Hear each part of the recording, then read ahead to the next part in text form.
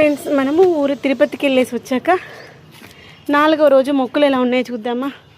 ఇదిగోండి దానిమ్మ చెట్టు పాపం మొత్తం వడిలిపోయింది.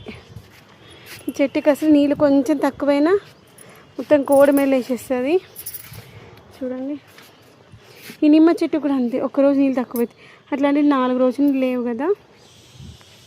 యాక్చువల్గా సడన్ ప్లానింగ్ అనమాట. లేదంటే నేను బాటిల్స్లో వాటర్ పోసేసి రివర్స్ చేసి పెట్టేసి పోతాను.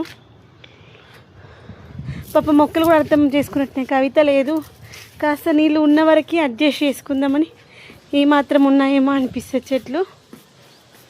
ఇంకోండి నేనైతే అనుకున్నాను నేను వచ్చేసరికి ఉంటాయో పోతే. టమాటాలు తెంపుదానా నానా, టమాటాలు తెంపవి, ఎండ బాగా కొడుతుంది కదా. బటర్ఫ్లైస్ తెంపు టమాటా.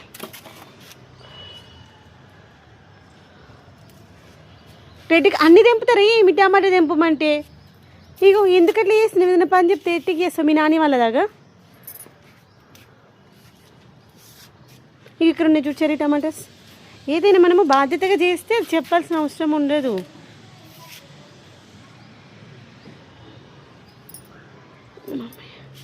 ఇంకొంటున్నాయి చూడు చూడు, కూడా తెంపిస్తే రేపటి వరకు మక్కిపోతాయి. బీర అయ్యో బుజ్జి టమాటాలే కింద పడిపోతాయి, జాగ్రత్తని. ఇది కూడా దింపాలా? దాని పక్కది తెంపు. ఒకటి కింద పడేట్టు అనిపించింది. ఇంకొన్న శారీ దగ్గరకు వచ్చేసి పాకెట్లు వేసేసుకో. బుజ్జిగా ఉన్నాయి టమాటాలు, బుజ్జి టమాటాలు వేసేసుకో. పెద్ద టమాటా పక్కన పెట్టి. ఇదిగోండి బీరకాయలు అయితే ఇప్పుడే స్టార్ట్ అనుకున్న. అబ్బా నేను పోయిన తర్వాత బీర చెట్టు పూత వస్తే అయ్యో పాలినేషన్ ఉండదు కదా అనుకున్నా. వాడికి కూడా అర్థమైంది కవిత లేదు ఇప్పుడే పువ్వులు పూయొద్దని. ఇదిగోండి మీకు ఇంకొకటి చూపిస్తాను. ఇదిగోండి 100 వరహాల మొక్క ఎంత మంచిగా ఉండేను అసలు. మునగ చెట్టుకి కాయలు కూడా ఉండే రాలిపోయినట్టుంది. ఎందుకంటే మన చెట్టు పూత మీద ఉన్నప్పుడు దానికి నీళ్ళు మంచిగా ఇవ్వాలి, అప్పుడే మంచిగా పూత నిలబడుతుంది, కాయలు నిలబడతాయి, లేదంటే పోతాయి.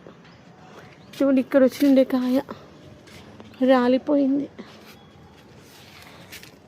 ఇదిగోండి అంజీర్ మొక్క, మంచి కాయ ఎంత పెద్దగా వచ్చిందో. పక్షులు తినేసా ఉండాలి, ఇంకా అట్లా వదిలేసి అవి రేపటి వరకు తినేస్తాం మొత్తం.